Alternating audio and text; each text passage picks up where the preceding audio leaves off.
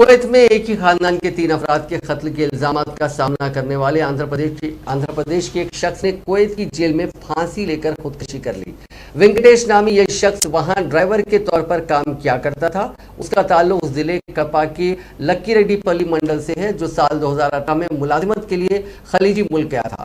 बाद मार्च 2020 में उसने अपनी बीवी को भी खलीजी मुल्क बुला लिया था। उसकी बीवी स्वाति भी वहां घरेलू कामकाज करती थी।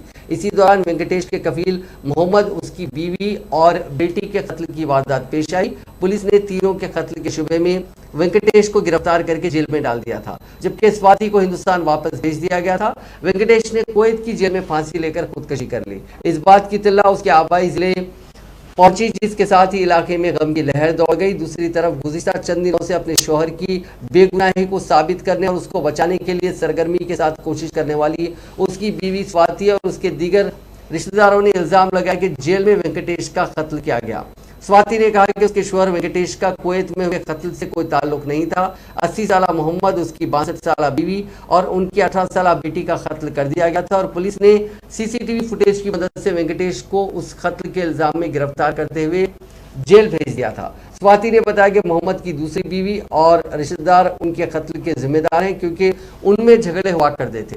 स्वाति ने कहा कि उसका शौहर वीजा के सिलसिले में ही अपने मुल्क के अपने मालिक के मकान को कभी कभार जाया करता था। स्वाति ने कहा कि उसे भी 6 दिन तक कुवैत में कैद रखा गया था और तशद्दुद का निशाना बनाया गया था।